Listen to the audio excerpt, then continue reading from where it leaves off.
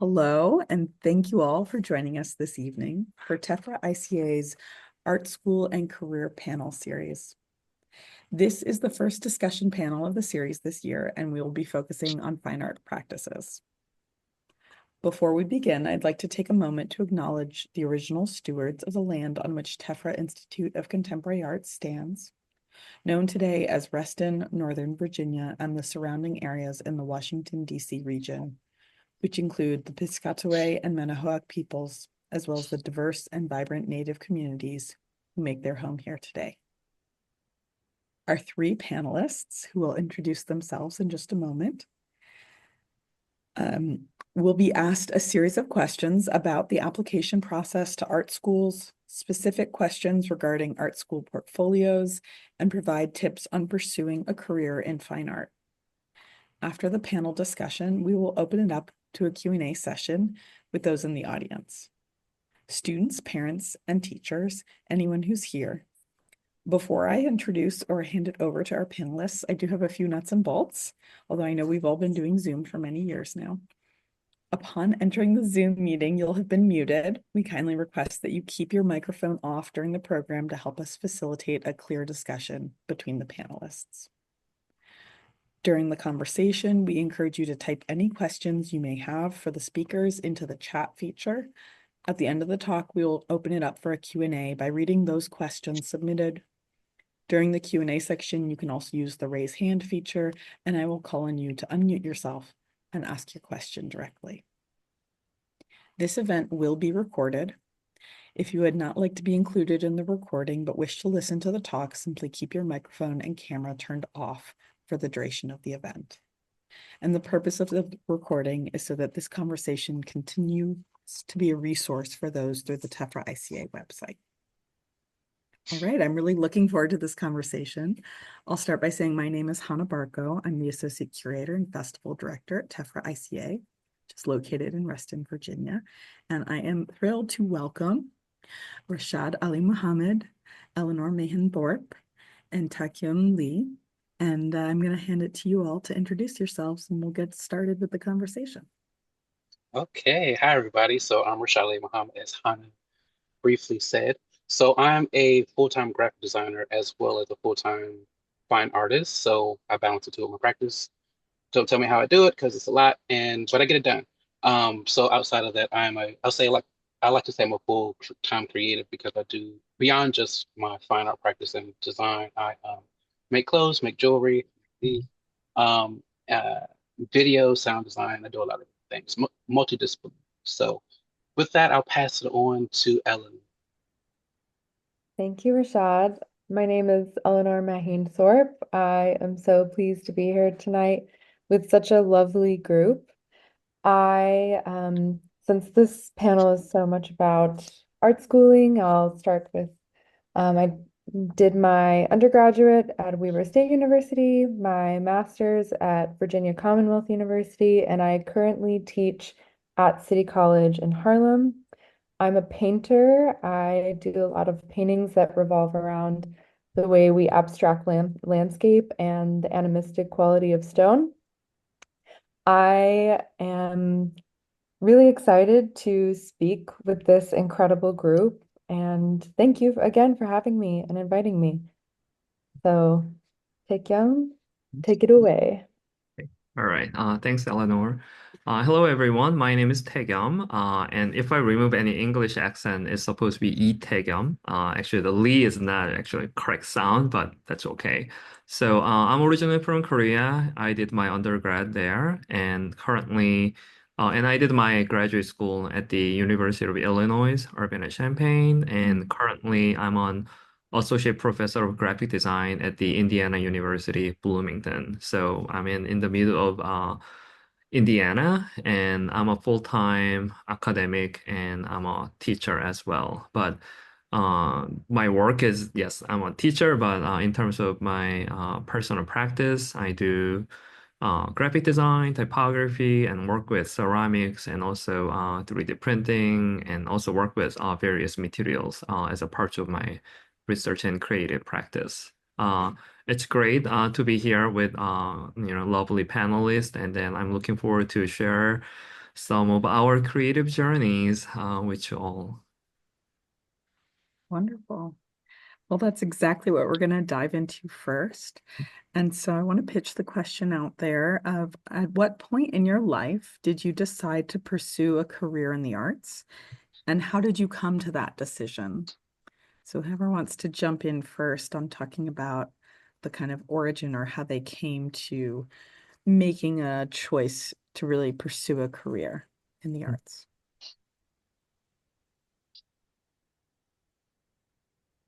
Do you have a certain I'll, I'll, order? I'll go. Mhm. So let's see. It's a very interesting question. I'll say it was probably senior year of high school when I decided I'm going to go this route, and just, study art. So actually, when I applied to college, I applied as a film major, but I went to American University in DC and for my undergrad. And so when I was in the program, I really was interested in music videos and advertising. And so at the time, their coursework was really focused more so on like documentary kind of style shooting, stuff like that. So kind of lost interest, but I did this elective for graphic design, and I found that graphic design was a great go between being artistic but also being analytical, and I really like bridging those two together. And so I stuck with design. It's interesting. I don't know if tech feels a different way, but I don't think of design as art in a certain form. I say there's graphic art, but then there's being a graphic designer. I think that's a very specific focus. But when I was in my career, I um, I got a little burnt out, and so I was also on the side. I was a fashion editorial photographer. Working with people kind of got in the way a little bit sometimes. So I stopped doing that. And then eventually I started making art, and it was literally just for my office at the time. And then from there, people found my work and, or saw my work and they thought it was really interesting. So that helped me keep going and exploring more. And so that was 2016, it's 2024. You do the math, I don't know. Artists aren't mathematicians. No, but sometimes some are. Um, so from there, it's kind of started from just kind of being more aesthetic kind of art into more specific and kind of cultural conversational art. So that's where it started, and then that's how I got there. So yeah.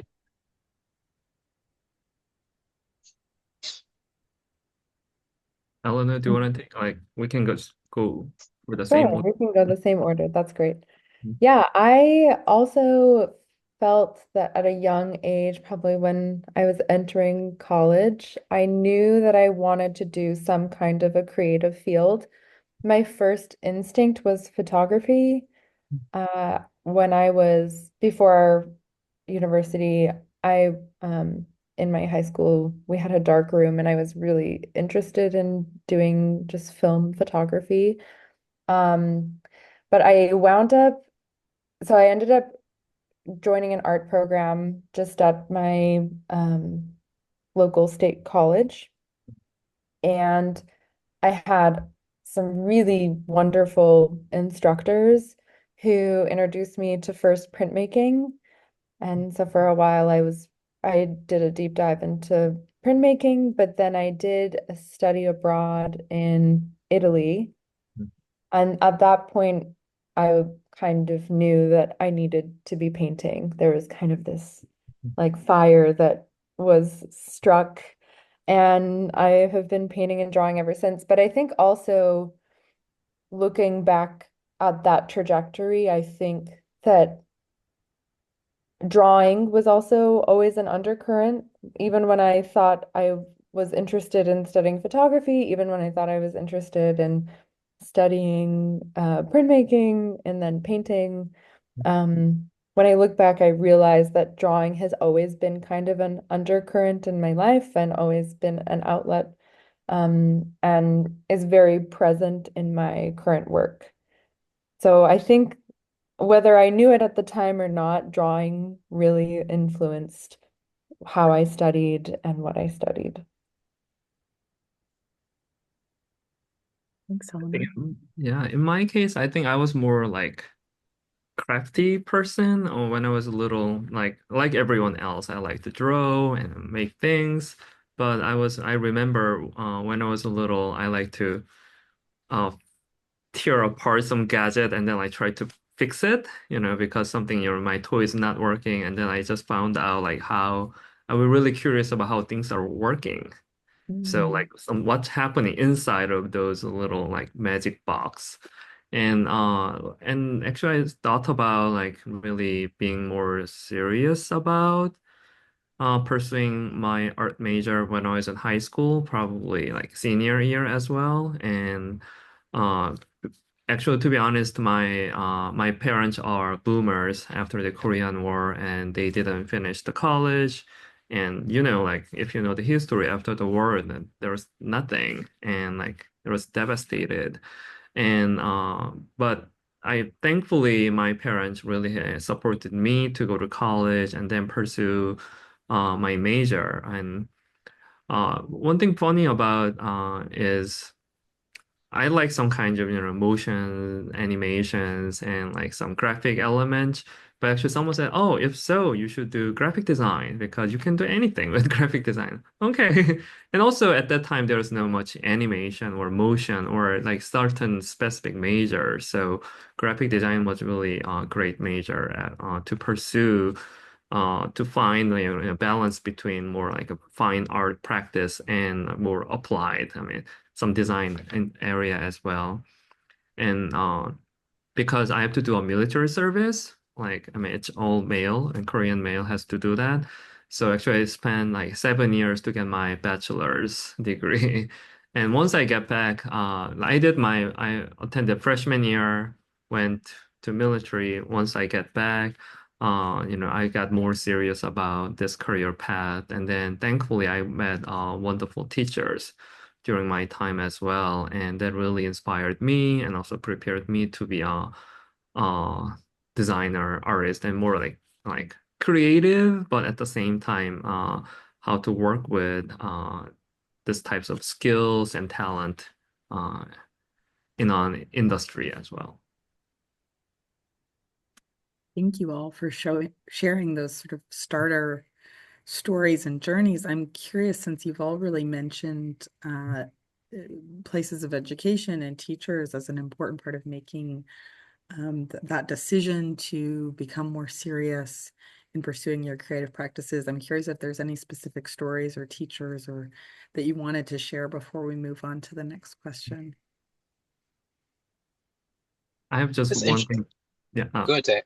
I will make it quick. My professor was from industry, and then like one day he's really working in his office, and then one day he's just kind of working, designing something, and then like ask me, and then like showing his screen, and then what do you think?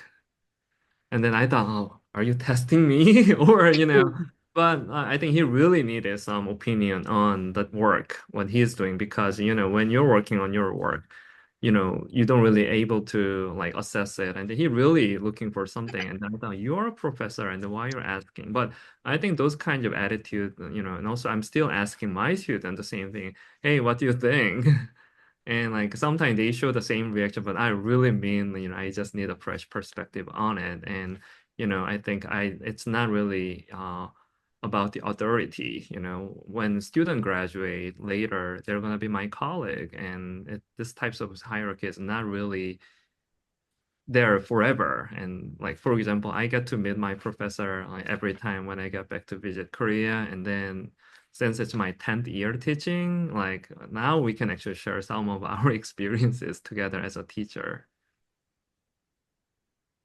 Interesting. I'll say one of my high school teacher was like the person that really got me like super involved in art. So like I was like a public high school. He was like the senior art teacher, and so he saw my raw talents, and so he kind of took me under his wing a little bit. Like I was doing outside projects beyond just the regular scope of the classroom, and then he also gave me like a film camera. He didn't give me really any knowledge of like how to use it. He just said figure it out. He taught me how to develop the film. He also taught the audiovisual program, and so like I took that class and I learned like it was like the morning announcements, and then we also learned how to do how to film.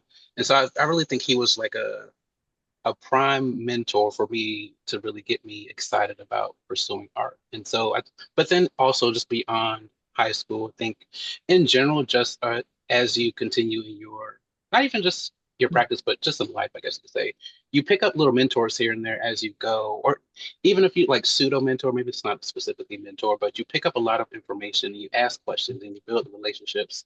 And kind of like me and my art practice now has kind of, it started from like honestly having a lot of conversations with fellow artists and kind of seeing what they're doing and how they're thinking about their work, then also talking to curators and how they think about curating an exhibition.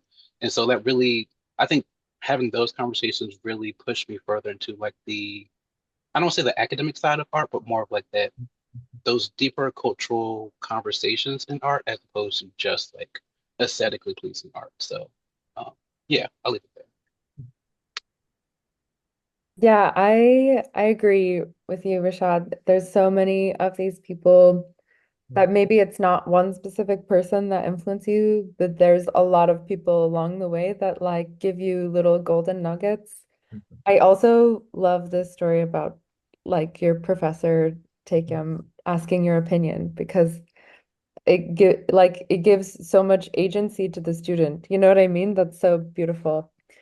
I think about two very specific professors, one from my undergrad and one from my graduate school. And my one from undergrad, I've I felt he had so much love and passion for painting.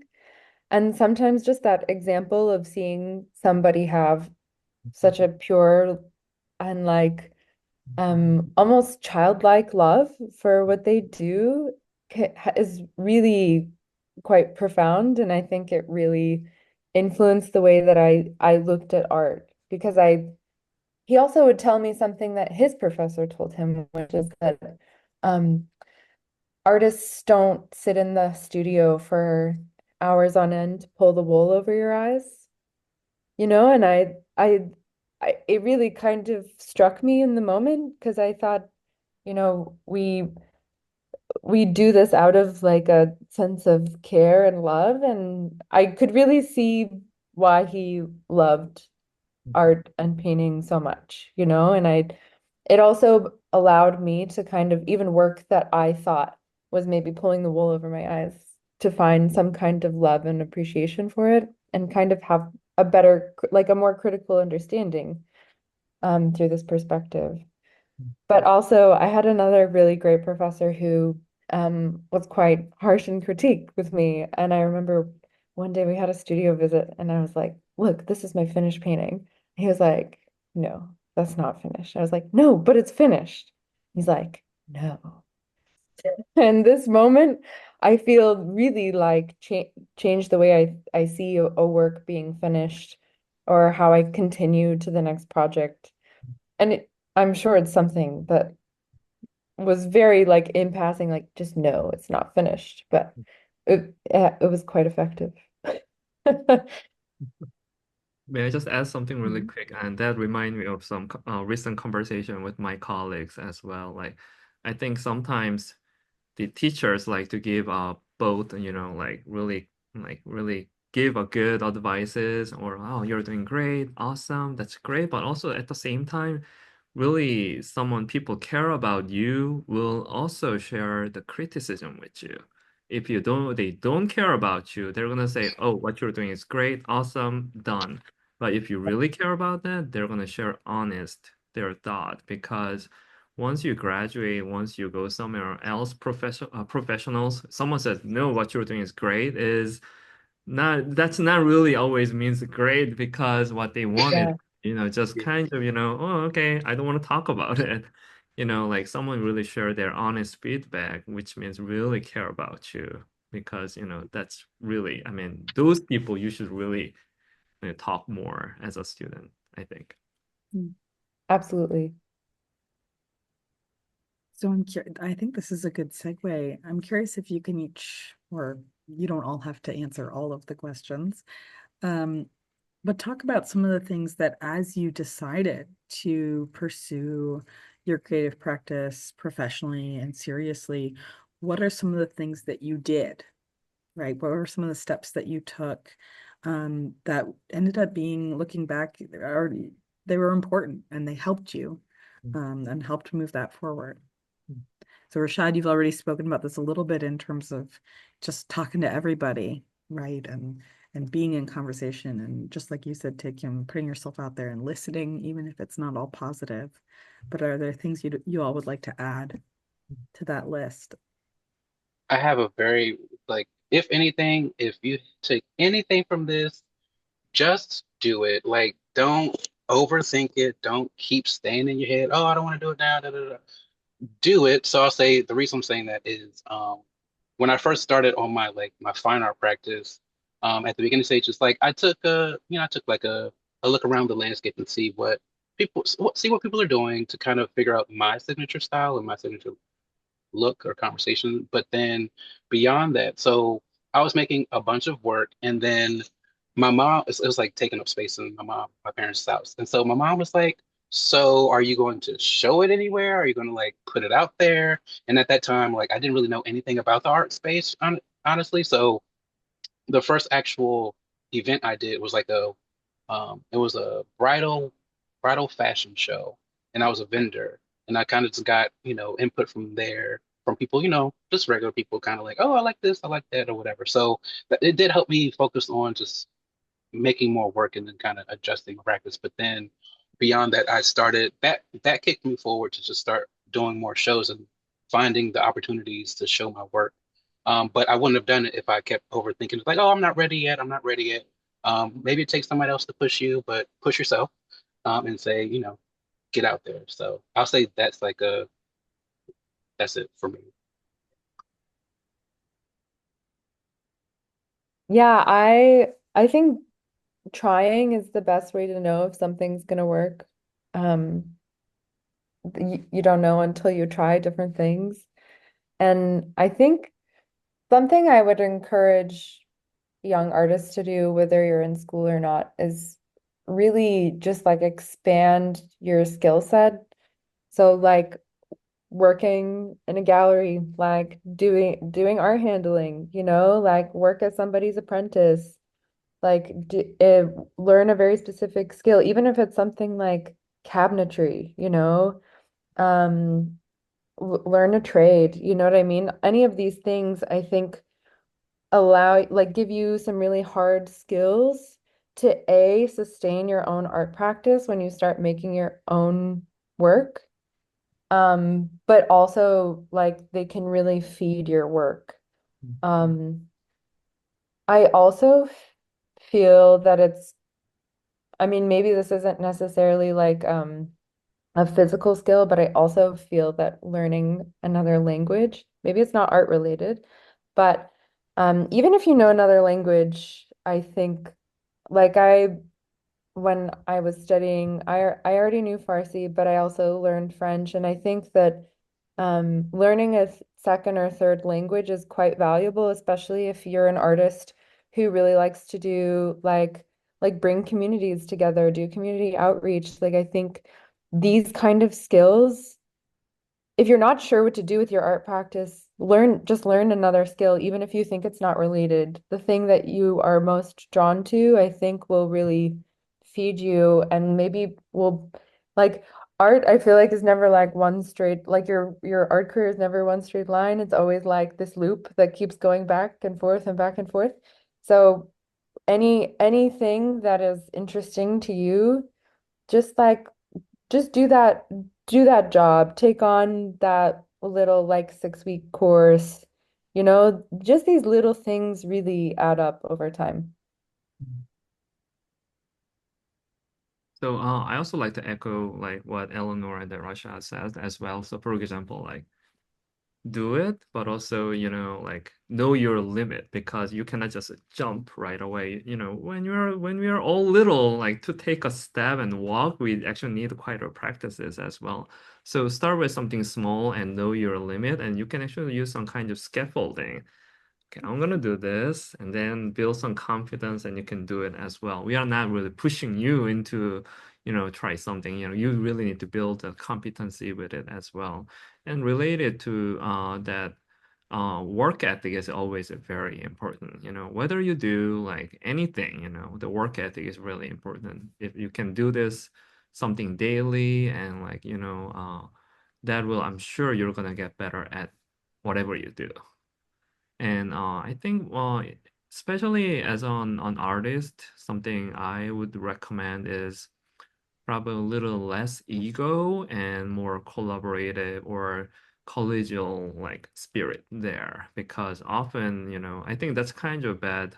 Not it's a kind of bias toward the artist, especially fine artists as well. Like they're kind of have so much ego, and that they're kind of has like fall into uh, tunnel vision. But actually today, the whether you are artist or if you're a special artist, you should know really how to communicate with people and how to work with people. And later, eventually, it's gonna be your network, and then it became a supporting system eventually. Because, one individual, one genius are not able to change the world. It's not true anymore, personally, I think. Especially going back to like, sharing some feedback and thought, if when someone said, "Oh, this is bad," and then, you should instead of kind of, like not talking with the people, and you can ask them why you think so.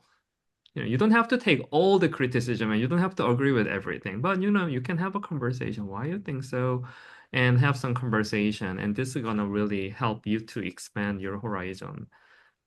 Maybe one last thing, if I add something, always taking care of good physical and mental health. If you don't have that, like whatever we said, and that nothing's gonna really work. Take a good care, feed yourself, take a good sleep, take some break, and that's kind of, basic thing. I wonder if anyone wants to elaborate on this beautiful idea, Taekyeom, of investing in your community and some of the things um, that each of you did in early in your career to really build that network, like, concrete, what's something you could go out and do right now to a young person pursuing their career early on, to not just be pushing their work out there, but to be investing in and becoming a part of an arts community.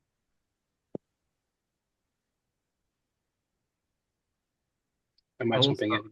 Oh, Yeah, yes. Go ahead, yeah, Ted. Go I'll ahead, just Ted. start Go ahead, with Ted. that because I raised that up. So, because I did my graduate school here, so like when I came to the US, almost I have no network at all, like just I know just my professors, my classmate. And since I get the job, and what I did is actually send an email list with someone who I met and my friends and colleagues, and then send out like New Year's message every year. I mean, I'm still doing it, like depends, like holiday season or New Year or Christmas. I like at least try to do it like every year to send a message to people like kids stay connected. And some people, often people like reply me, "Hey, I'm thank you, and how are you doing," etc. So consistency is also pretty something important, I think.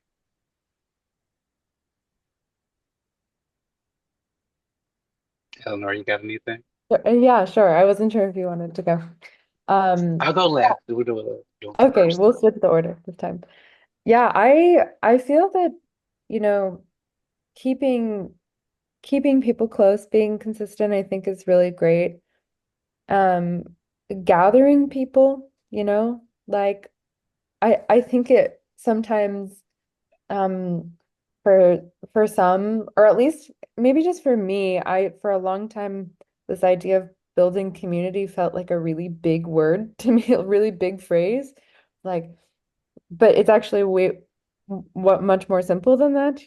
To me it felt like, oh, I have to like build this this huge center of like, conversation, and but really what it is gathering people together. And gathering people together can look like so many different things.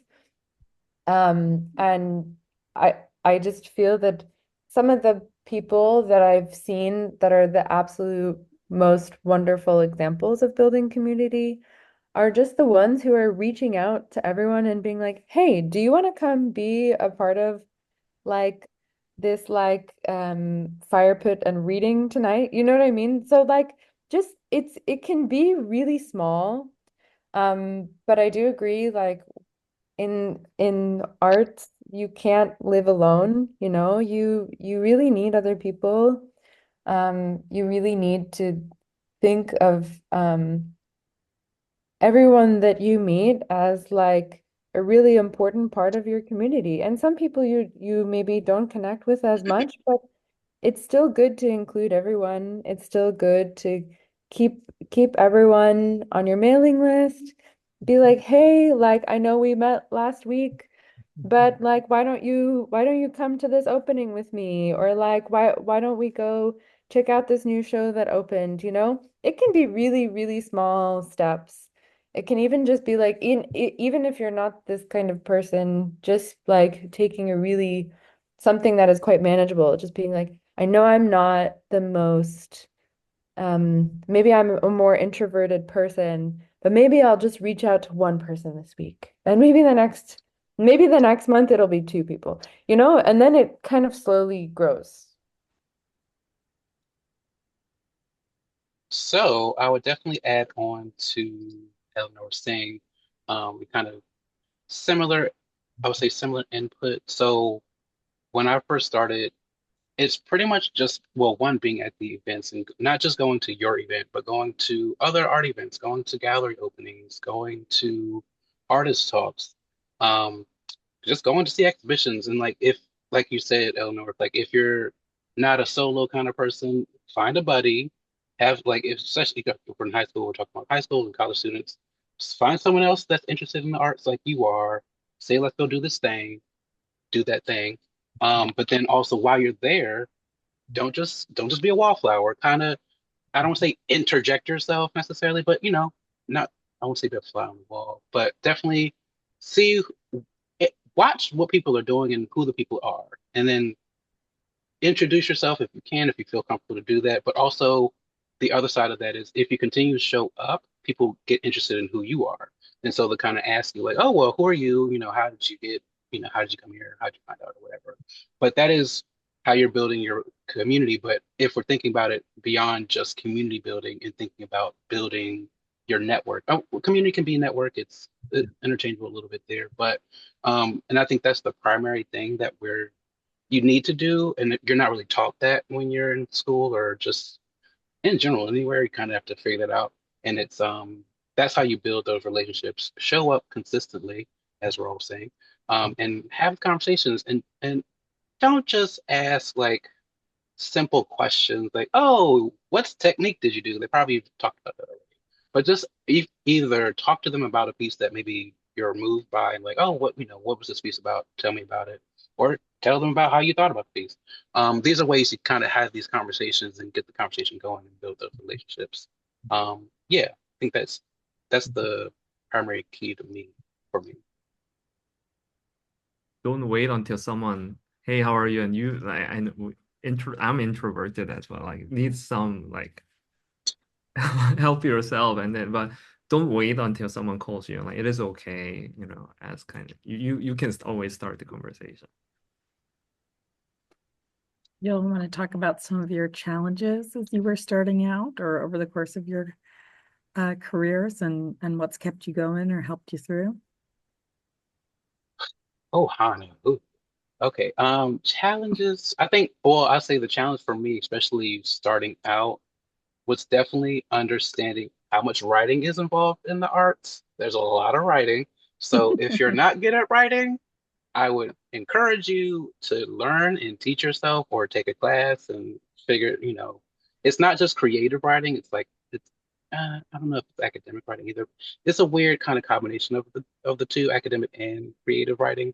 So that's one part. The other part, which is less talked about in school, is the business of art and being an entrepreneur, because your art practice, you are an entrepreneur.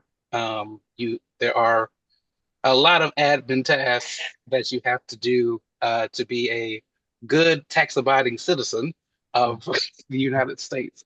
But uh, definitely, I'll say if you're going to college, or I don't know if it's like I don't know if art schools necessarily have them. If you're going to a general liberal arts college, definitely take financial classes, or entrepreneur class possibly. And if not, definitely use Google, use YouTube University, and teach yourself as much as you can about the business of being an artist, or just honestly just being a business owner. And that really, once I kind of understood that more, it helped me um, climb the ladder a lot faster and feel comfortable and feel encouraged and empowered to one. Also, we gotta make money, so making money. But I'll leave that there. So pass it on.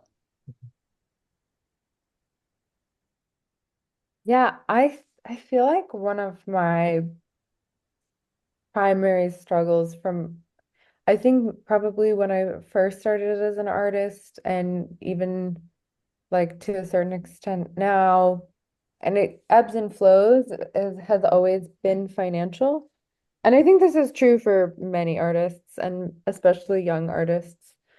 Um, but I think when I first started, I didn't know that there were resources like grants available. Um, like somebody had to kind of sit me down and tell me like, oh no, like you're an artist, you have a body of work together, you can apply for funding. Um, but also like just being like savvy, like I think the advice about financial courses is great.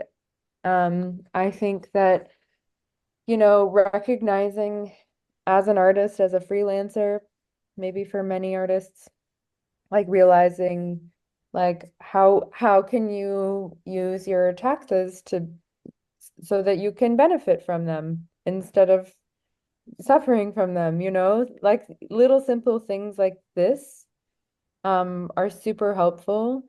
But yeah, I think funding an art practice can be quite difficult. I think this is also why I give the advice of learning other tactile skills so that you always kind of have some kind of a backup to help your practice, you know? Like maybe you learn, I'll use the cabinetry example again.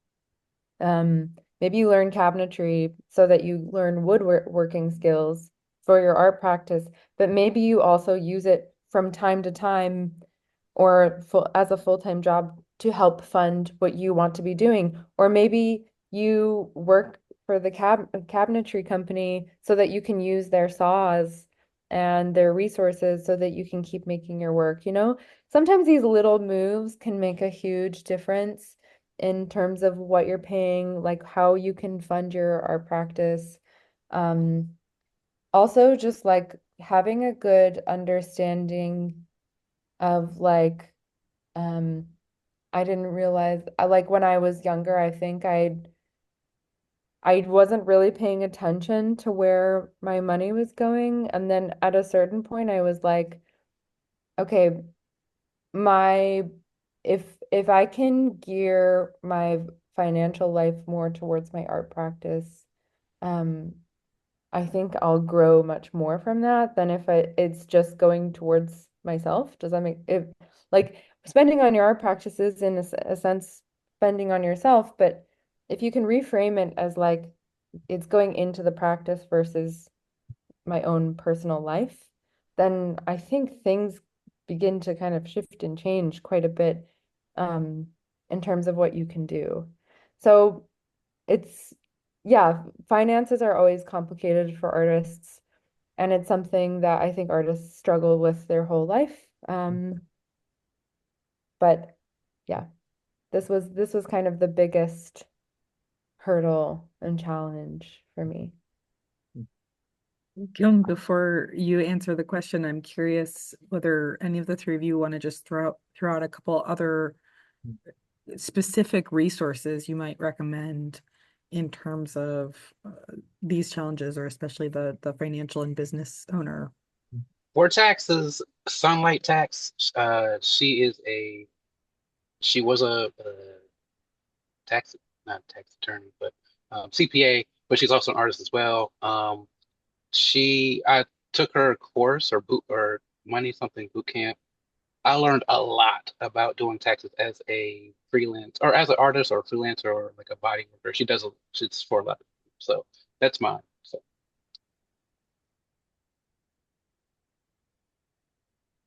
I have a book that I love, Art/Work by Heather Bandari, and it's co-authored. I'm trying to remember who the other author is, but it's a big neon colored book. It's like Art/Work. I think that the yellow one is the old one and the orange one is the revised version. This is a great resource. Wonderful. Oh, I searched it and I will just put the title in the chat. Thank you. I also think, yes, I like also when I really like what you said as well. I like to echo like writing is really very important. Often people think, oh, you're doing the visual art. No, like your work is not always self-explanatory. You need to write about, abstract, and if you specially apply for some exhibitions, they're gonna ask you for artist statement. If you apply for a grant, you need to write about your project, and literally they're not gonna even listen to you. You're not even able to have a chance to present your idea. They're gonna read about your project and get to see some visual aid, and then they're gonna make a decision. So, yeah, that's really related to the communication and also the business as well. I think, like my former institution actually have some student from business major and pursuing graphic design minor. And I think that was pretty interesting combination as well. I mean, you can be a graphic design or art major and then like while you're in school, if you can actually take some minor classes, I think that taking some business classes will be really wise decision actually. And if I had something, I think I like, being an artist or designer, whatever you do, being resourceful is really important. I'm on teaching at a university, but to be honest with you, the school doesn't teach you everything you need after your graduation.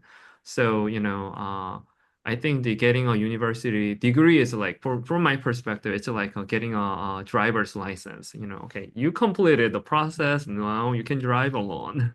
So, like, while you're in school or actually being resourceful means, learn how to learn is part of it. I'm sure we all has to learn and teach ourselves after graduation as well because, but what we taking the classes and then we are actually on, let's give it a shot and try it. I think that's kind of learn how to learn. One of some other challenge for me was, especially being a young professional, getting the past the first hurdle is very important. Like you even often people don't have a chance to prove themselves. Like give me a job, give me the opportunity to prove how good I am and how I could. I mean, like getting the first opportunity is really tricky. After you get the first one, the second one is a little easier. But I think that getting the first hurdle is really hard. But just brace yourself. You're not, to be honest, not everyone will love you and not everyone will like to hire you right away. So it takes some time, but like, the first trial and then like once you pass that, it'll be much, much better. But brace yourself and, like accept some of the failures as well. I want to add a quick note to what Jack said and to the same as what Eleanor was saying.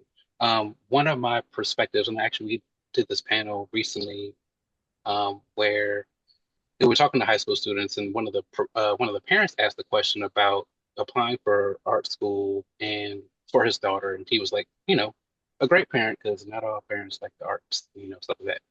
But one of the panelists said, and I totally agree, um, if you are interested in the arts, if you want to study art, like Tack is saying, either major or minor in art and take another course or major in something else or minor in something else so that you have one as Eleanor was saying, you have like this other knowledge base that you could pull from, not just for your art practice, but also as we're talking about, the arts is not the most financially stable career, especially, I know a lot of people want to be right out the gate. I'm a full-time artist.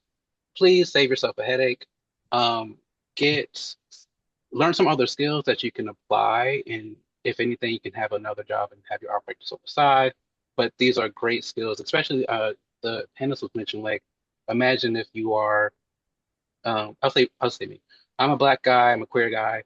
If I was interested in like queer studies or African studies, something like that, that will like root my art practice moving forward. I have something to pull from to keep my practice more not just I'm not just pulling from anything. I have something specific I can pull from, if that helps you. So I just wanted to add that in there because I thought that was a great point that you both made.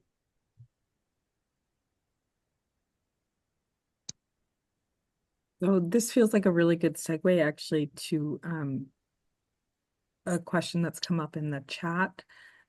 Jennifer, I don't know if you want to come off of mute and go ahead and ask your question, or I'm happy to read it out. Sure. Hi, everyone. I'm Jennifer Glenn. I'm here with my daughter, Phil, who's in the background and requested the video be off. How would you do that? Because we're talking to humans. Anyway, you stand there and just listen.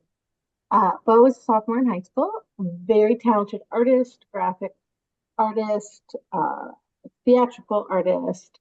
And so we're at the beginning of this journey. Bo has expressed an interest in using art in her career, but we're still thinking about what that might mean. So my question has to do with, in the next 2 years, as we're thinking about college, do you have any advice on how to kind of sift through all the many schools out there, how to make the decision between going purely to an art college versus perhaps a broader university, where you could, as you were just saying, Rashad, major in art and business or art and marketing, etc. Yeah, just kind of advice on finding the right fit for someone who has many different artistic skills, but we haven't kind of decided yet where she'll land. I would say go to a broader university that kind of has those courses that you're interested in, but also has a lot of other courses that you can always dabble in as well. I actually did a panel for healthcare students, and they were like, this one specific girl, she was like, she wants to be a doctor, but she also wants to be an artist. And so I was like, well, study the doctor stuff. I forgot what it's called, but study that and then do art as a minor. And so that you can, and then like you were talking about, you can bridge them, you can bring them together as you are in your career or even on the side or something like that. Like the girl was saying she wanted to be like she wanted to illustrate for medical books or something like that. And I was like, okay, well, that's great. Okay, do the anatomy stuff and learn the illustration stuff. So Mhm. I think you got a good sense of what to do, it sounds like already. But Mhm. And I guess maybe a follow-up question would be, I mean, there are so many colleges out there, and almost all of them have some kind of art program. Are there things to be looking for if you really are a serious artist? Are there things that you think would set apart the art department at a university where you are going to get a really good education in art versus they just kind of have it there to check the box? that's a good Yeah, question. this is Anybody else have great. anything? Yeah, so my my perspective is that always choose a university that is gonna be like feels financially feasible, like especially for undergrad. I think this is really important, but in once you've found something that feels like it fits, I would say like when you go to visit those art departments, like ask them what resources do they have? Do they have printing press? Do they have a 3D printer? Do they have a laser cutter? Maybe maybe they have a really amazing like woodworking area, but maybe they don't have as many painting studios. Like you can really when you go there and you ask them or even ask them over the phone, you can ask and say, okay, what facilities are available? because those facilities will give students opportunity to test different processes. So I would say look at that, but also there are so many amazing state colleges that have incredible resources. Like some of them are really quite surprising, and you might find a college that, like a state-funded college that is in a very small town, but for some reason has like some of the best, paper making studios in the whole country. Like there are really some surprising and beautiful things that you can find. Also, some of these, sometimes it's not just about the facilities, right? It's also like maybe this particular small college in your state has a lot of full-time faculty who are dedicating a huge chunk of their time towards students. Maybe this other state-funded school, like a lot of the undergrads for the first 2 years are only being taught by grad students, which grad students are great. They have great perspective.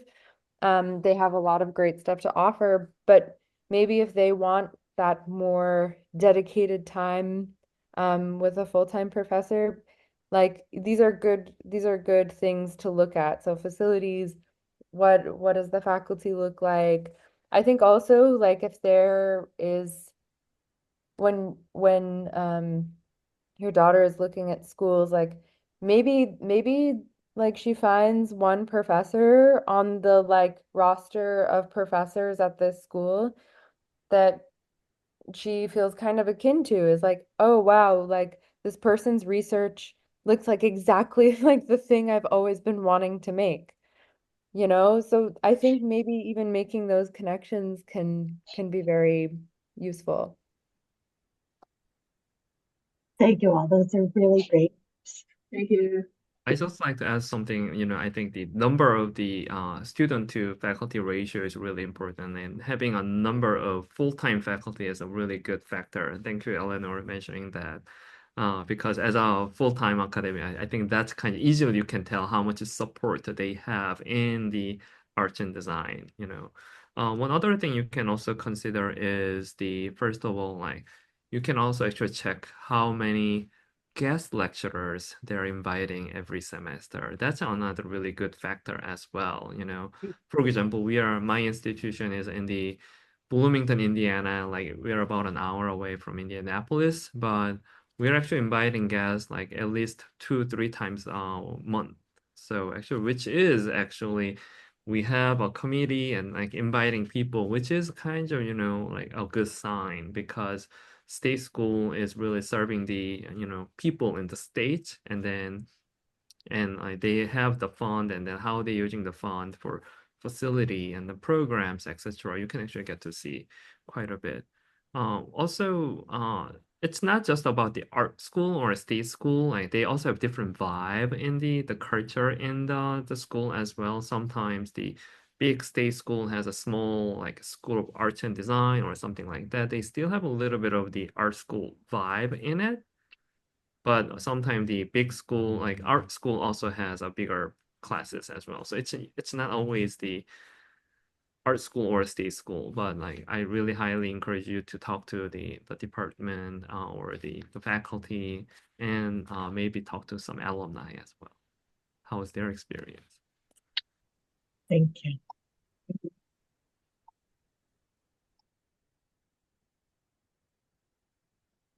Wonderful. Well, maybe we'll just end with one question, unless there's any other questions from our live audience, which is, what advice would you give to someone looking to apply?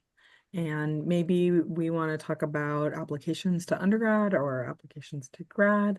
I happen to know that someone on the call is in the process of applying to grad school. So maybe we just want to give him our advice.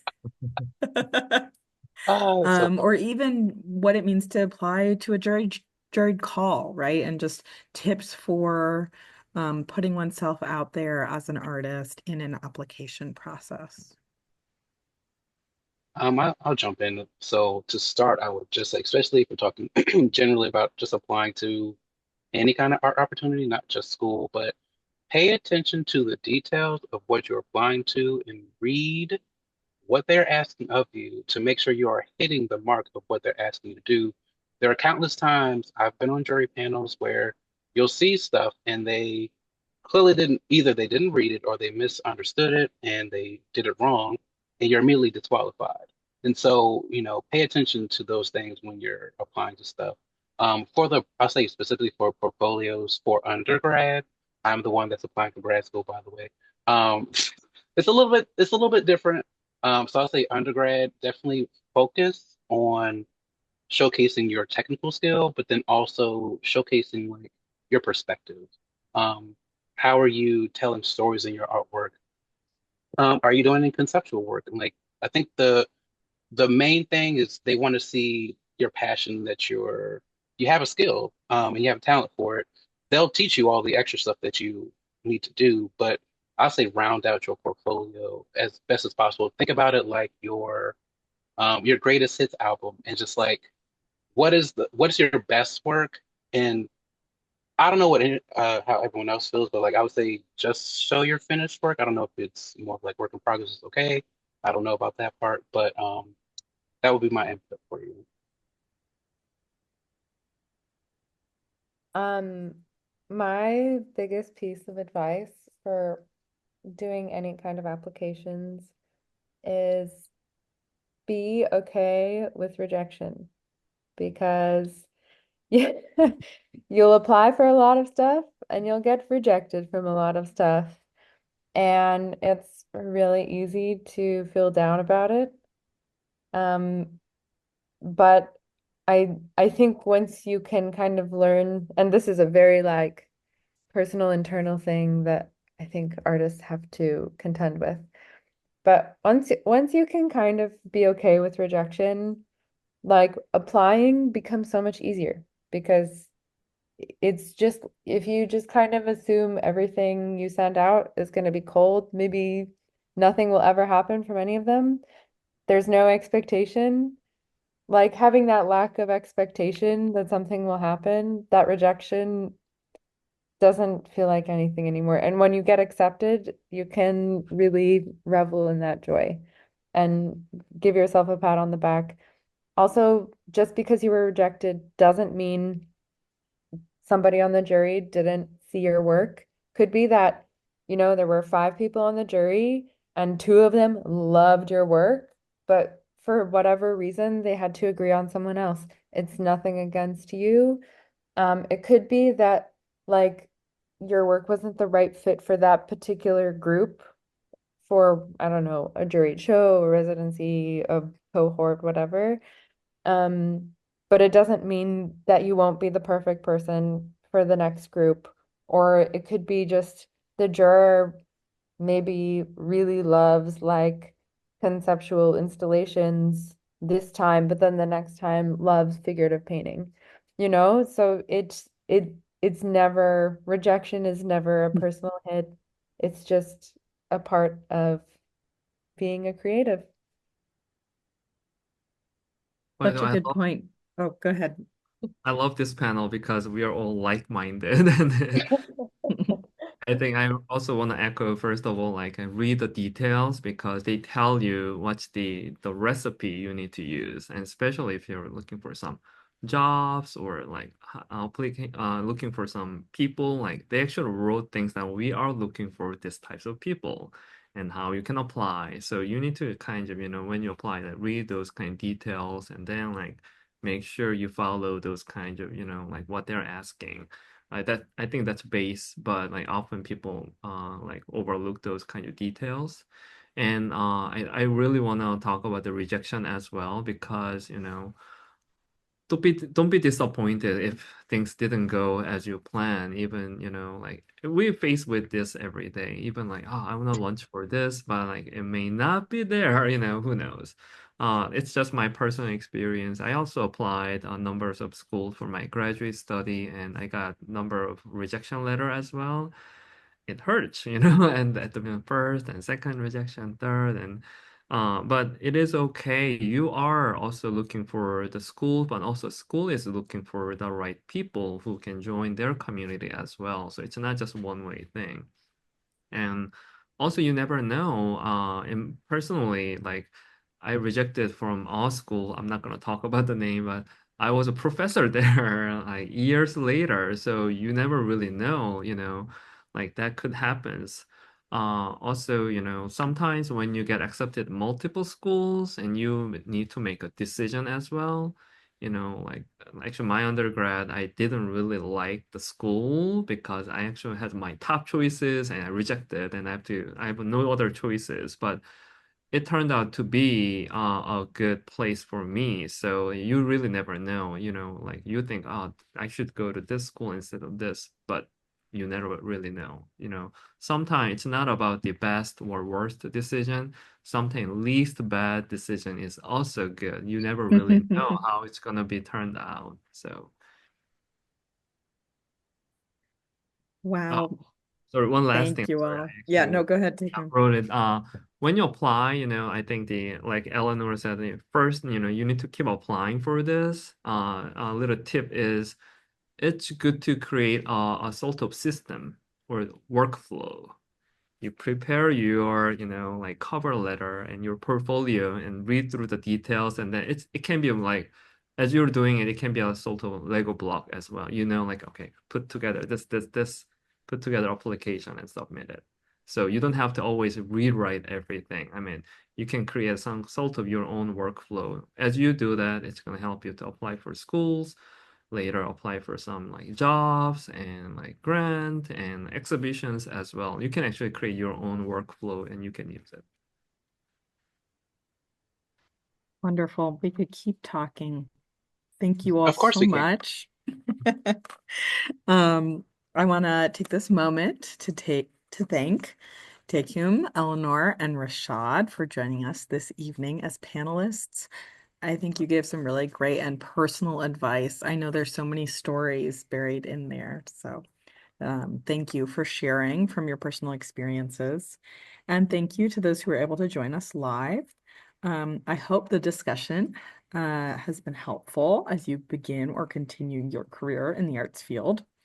And of course, if you'd like to revisit anything, that's why we recorded the program, and it'll be available on Tefra ICA's website and our YouTube channel soon.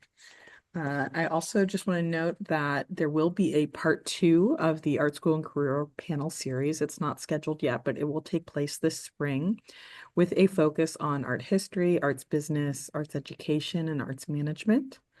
We'll be sending out a post-program follow-up email later this week where we'll be including details of current upcoming programs and ways to get involved at Tefra ICA. Again, thank you everyone for joining us today.